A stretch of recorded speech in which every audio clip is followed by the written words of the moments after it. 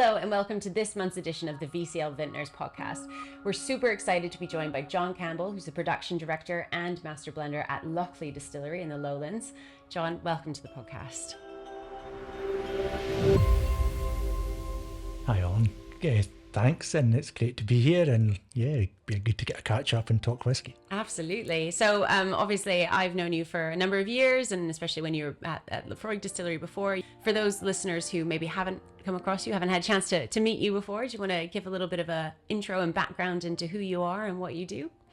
Yeah, so my name is John Campbell, and I've been in Scotch whisky for almost 30 years now, mainly at Laphroaig, 27 years at Laphroaig. So if you're going to know me, you'll probably know me from there ultimately, because it's a huge kind of biggest peated single malt on the planet. So,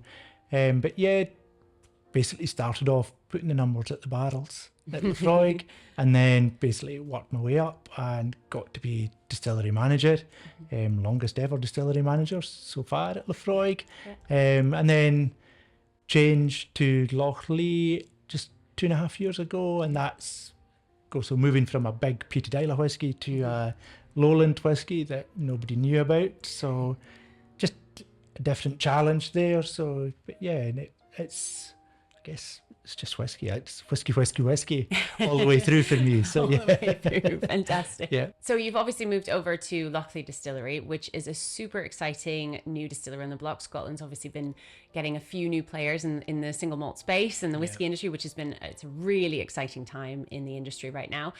What made you interested in moving over to Lochlea, and what makes the distillery different? I guess if it probably wasn't for COVID, I wouldn't have switched as well, because I was generally pretty happy at Laphroaig. I guess the reason why I say if it wasn't for COVID, it just gave me that time for some self-reflection, and I'm one of these types of people that like to not know the answer. I like feeling that wee bit of stretch, not too much, but just enough. So I guess after 27 years, I knew all the answers at Laphroaig. So that was, I guess, the main reason for leaving. And then, at Lochlea, nobody knew it. So that was another reason to leave, and it was lowland malt versus Islay. So just reputational wise, there's a big difference there within the industry itself. So just trying to really test yourself from both a production viewpoint. The blending was the extra role, although I'd done bits and pieces of that at Laphroaig with Carchus. This was now like a big part of the full-time role. So again, just be able to learn and develop, have board responsibilities as well at Lochlea. So all of these things, just I felt I would be a kind of more rounded kind of whiskey person as a result of that, I guess. Yeah, absolutely. So as you said, as production director, you kind of get your hands in to all aspects of the distillery, and it is an extremely hands-on distillery. Can you tell our listeners a little bit more about some of the things that Lochlea kind of prides itself on and is currently trying to, I guess, really focus on as it moves forward and grows? Yeah, no, absolutely. So it's a farm distillery. So again, scale was one of the reasons why I went there, because it's really quite small.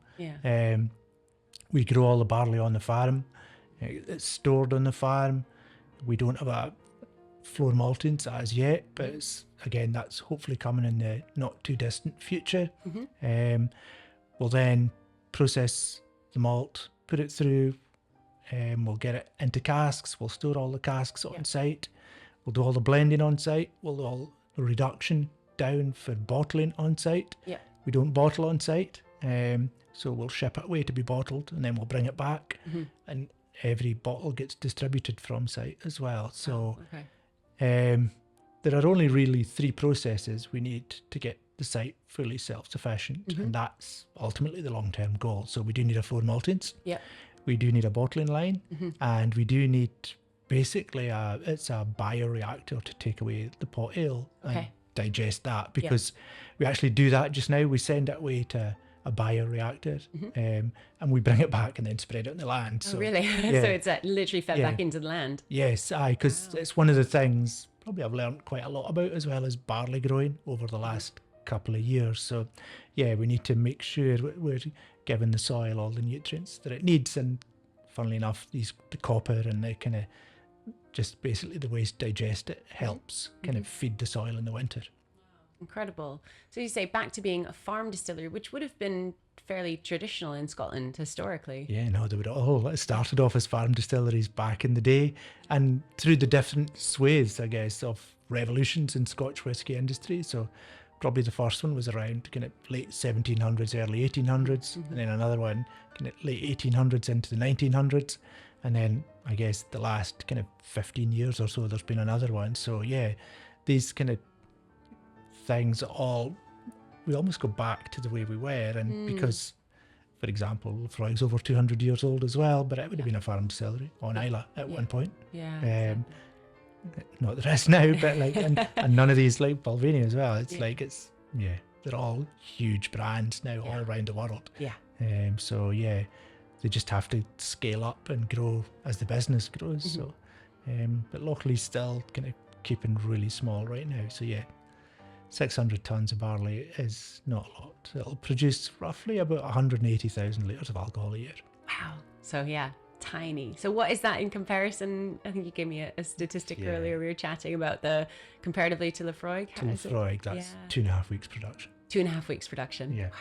What then, when it comes to the master blending side, so actually bringing the casks together, what is your kind of focus on that, and what are you aiming for, I suppose, with the releases that you're producing at Lochlea at the moment? I'm sure it will change as the brand develops, but currently. Yeah, no, and that's even in the small time I've been there, which 2.5 years.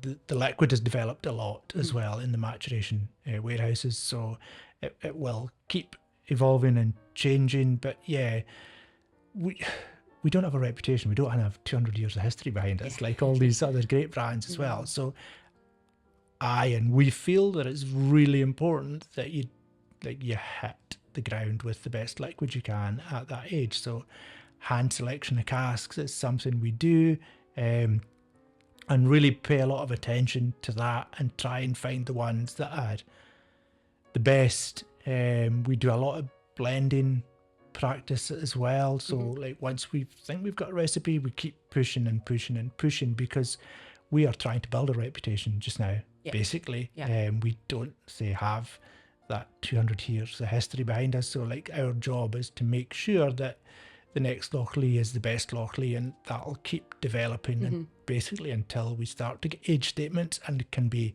compared against other liquids on age and kind of cask type, etc. So we've just got to build a trust with consumers basically right now. Yeah. What are some of the kind of key casks that you're using at Lochlea at the minute, or is there anything different, or kind of sticking with kind of more classic styles? Yeah, no, we were building the foundations in classic styles, I would say right now. So bourbon and sherry, definitely there. And we've got, we drop at STR as well in some of the recipes we use. Okay. We will do port. We've got lots of different types of wines, rums. We are kind of doing lots of experimentation in the background. We kind of, so because again, I feel the analogy is kind of like, if you look at these kind of great brands, they're like your grandparents. They're sitting in the chair, they're comfy in their shoes, they know who they are, they've got it down, they just know how, like, you know, whereas we're probably a wee bit more like the teenager, dyeing our hair, we're piercing our noses, we're tattooing, we're trying all of the things to find out who we are. So developing that identity. So like, well, that's what we're trying to do as fast as possible, kind of behind the scenes, while presenting the kind of more probably stereotypical way, because equally consumers are trained into thinking that way as well, because it's what the majority of most distilleries do. So like we want to take it easy, but there are going to be different things coming along probably from Lochlea in the future that will just push things a wee bit as well. But we need the reputation first, and then try and push out a wee bit after that.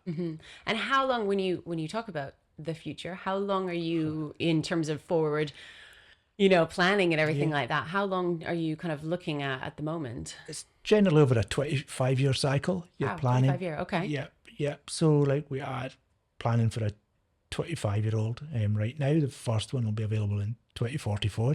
So, Amazing.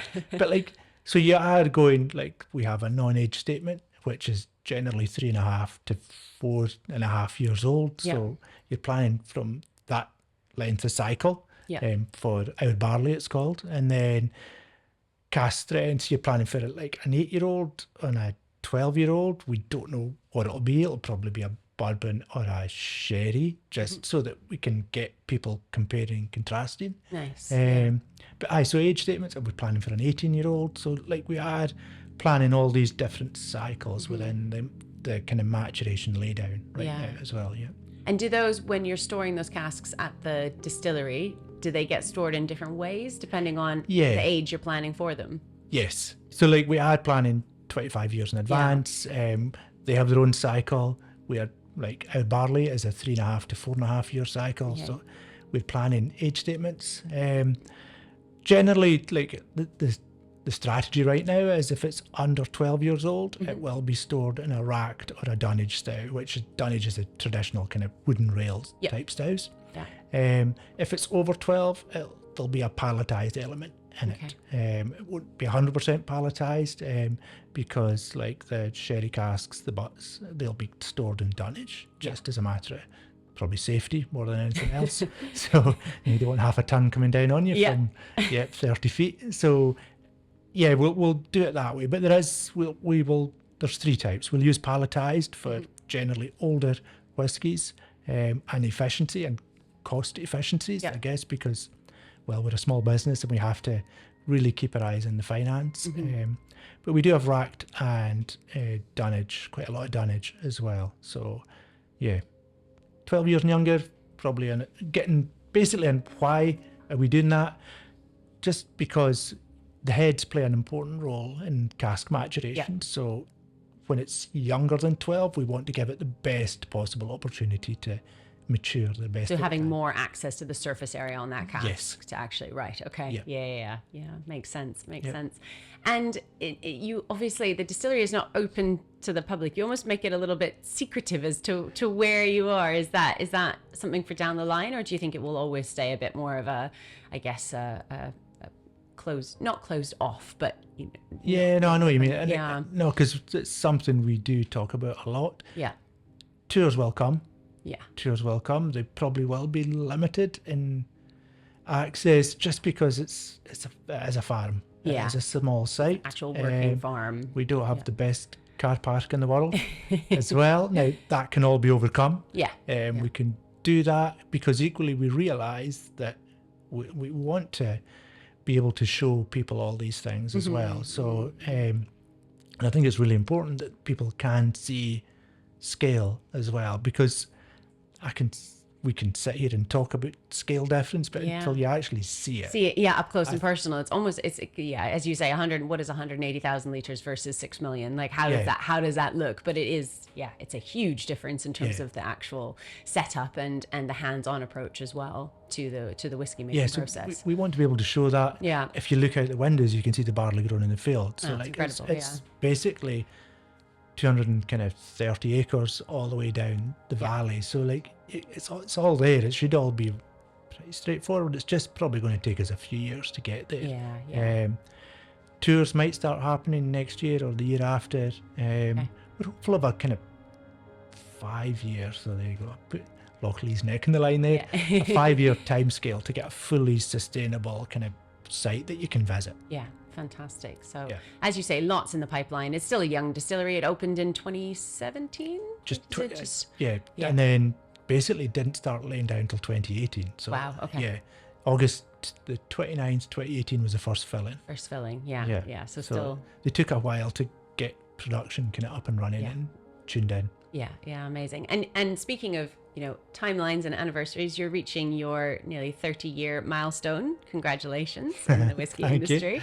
What are some of the kind of, I guess, big changes you've seen across the whiskey industry over that time? Because a lot has happened since the early 90s in Scotch whisky.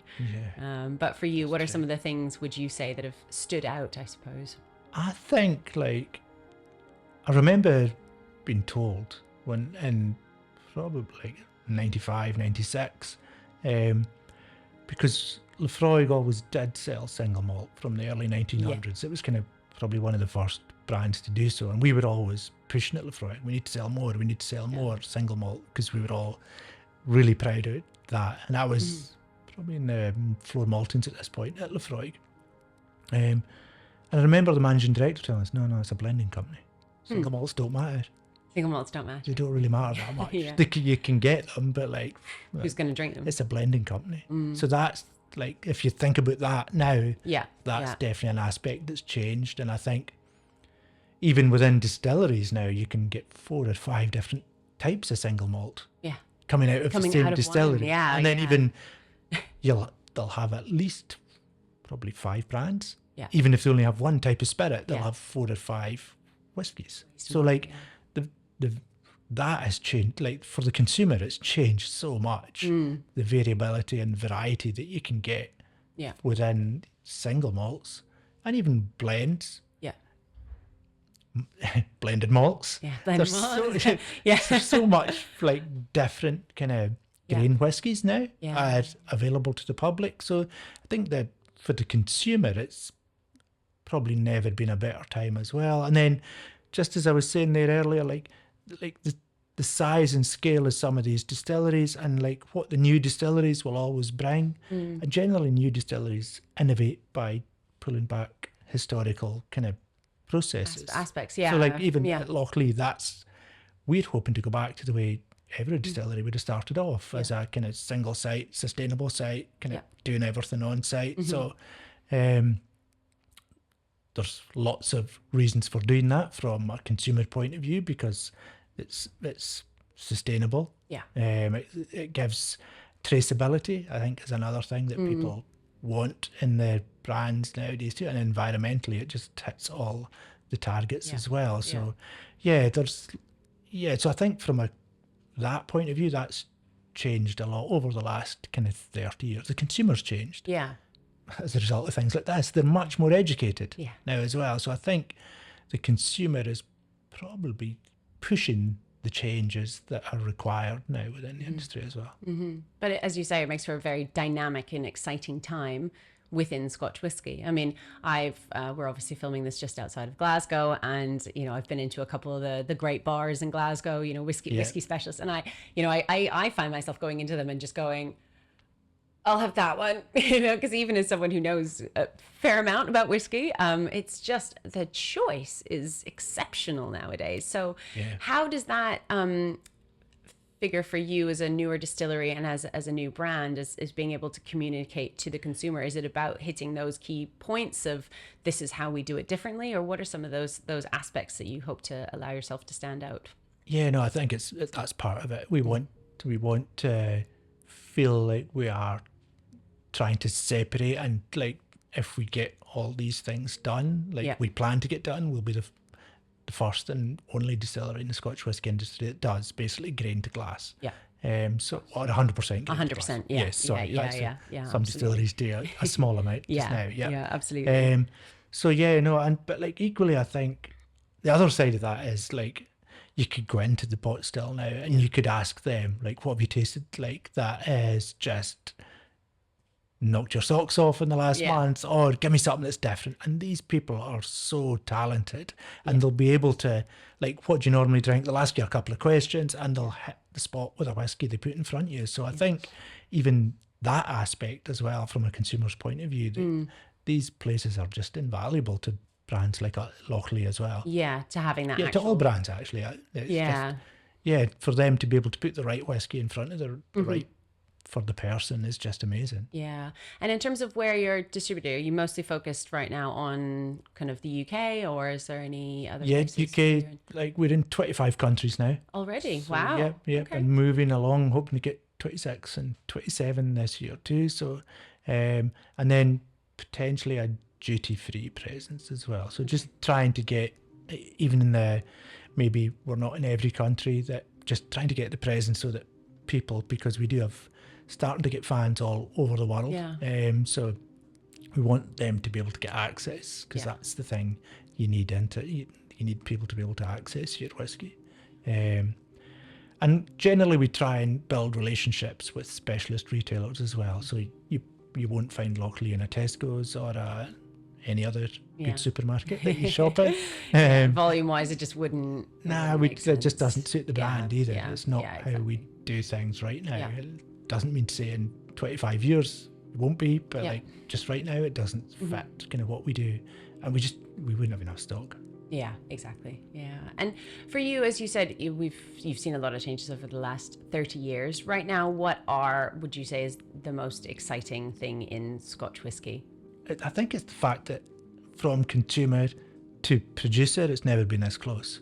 I can walk and find and get as much feedback on what I'm doing at Lochlea as I need now, whereas there was just so many layers and it was just more clunky now. But I think the information has just transformed whiskey a bit as well, because now I can adapt and adjust to what my consumers are saying really, really fast.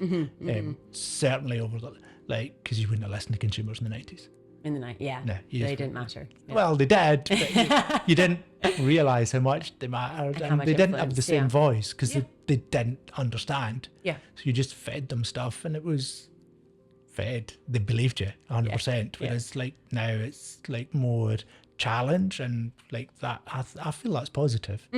I feel that's a positive change, and consumers are helping to shape brands, which ultimately means they're sustainable. It helps everyone if you understand your customers and what they're looking for. So it's just, that's been a big change as well. Yeah, it's amazing actually. Now, as you say, you can so quickly find information. You can be in a bar, you can be in the supermarket, you can be in the shop, and you can ask that person, but you can also just quickly read about something, and you just didn't have that accessibility. Yeah, the access wasn't there, was it, 30 years ago as well? Because it was just so hard for new people to get into whiskey almost. And it was like middle-aged white men that drank whiskey in the 90s, basically. So that has changed a lot, again, for the better. And just the fact that people can learn or go at whatever pace they want, and there are so many whiskey societies now that it's just makes it easier to get into whiskey and stay involved in whiskey now as well, which again, that is for the greater good of the industry. Yeah, absolutely. And for you, over the last kind of 30 years or so, what are there any kind of career highlights that stand out for you? Any moments that you say that you want to look back on and say, wow, that was spectacular for you in your own career? Yeah. Obviously getting the manager's job at Laphroaig, my mum's birthday, so January 19th, 2006, so that's 2:45 in the afternoon. So that sticks. That sticks, especially being from the island. Yeah. Laphroaig's the biggest brand in the island. It just plus my mum's birthday, it was a day that meant a lot. So, and I got to celebrate with them that day, so that was pretty cool. Then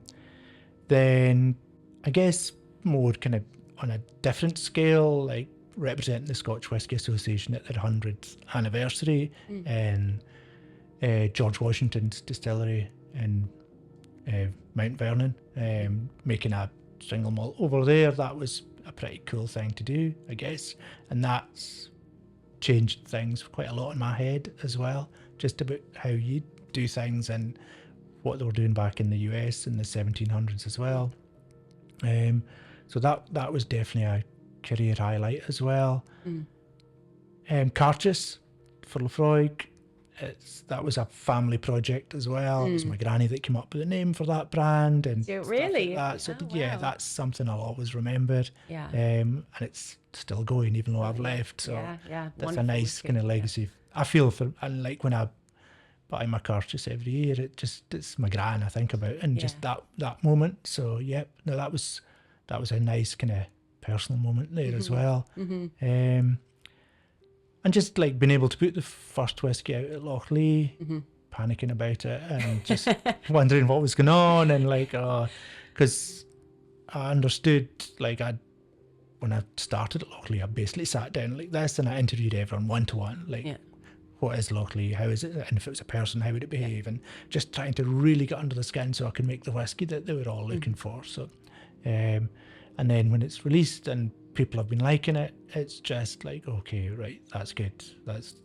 And it's, so that's definitely been a highlight as well. And like, I think even now, the one we've just released, Cast Strength Batch 2, it's the best whiskey yet. So I really hope people get to have a wee taste of that, because it is, for a 5-year-old liquid, it's amazing. So has it surprised you, having come from a brand, obviously Laphroaig had no age statements, but also quite a lot of age statements, but has it surprised you how good the liquid is at such a young age? I think working with non-peated whiskey, it just takes different shapes quicker. I remember, like, for example, with Laphroaig, the saltiness didn't come in until it was 6 years old, and then it left when it was 14 generally. So like a little window of, just that window of saltiness. So like Lochlea is, we're developing that knowledge, and it is, the flavours are staying, but some of them are just fuller than others, and so like you're picking them just because they're just a bit fuller, and it just offers a better taste perspective. But yeah, no, it has surprised me a bit that like a 5-year-old, that it's as developed as it has. Yeah, it's amazing. It's, I just, I think back even a few years ago and people saying, oh, it's not going to be any good because it's young, it's 3 or 4 or 5 years old. But so many of the new distilleries are really kind of, I guess, turning that idea on its head, which is fascinating. Yeah, no, absolutely. And well, it's, yes, no, because there have been non-age statements, and like, even like Arbeg do Wee Beastie, that's a 5-year-old, and people love that. So like people do like that. I think my favourite age of whiskey at Laphroaig was an 8-year-old, just because it had everything. It had the power, it had the fruit, it had it was amazing. Whereas at Lochlea, it's just developing and developing and developing, and like so these fruit flavours are starting to get really full now. Even at just about 6 years old, it is amazing how it's developing, and yeah, can't wait to see when it's 14. Amazing. And I guess just finally, you've had a wonderful career so far in the Scotch whisky industry. What is it about Scotch whisky that you love? There's lots of things, I guess, I like about Scotch. What do you like about Scotch whisky? Well, I like to drink it. Like, that's helpful. But then I just like, it's amazing, like it's a family feeling you get in Scotch whisky. Like I'm not sure you'd get in any other kind of business. Yeah. Maybe you do, I don't know, but like all aspects of Scotch whisky are pointing in the same direction, which I think's rare.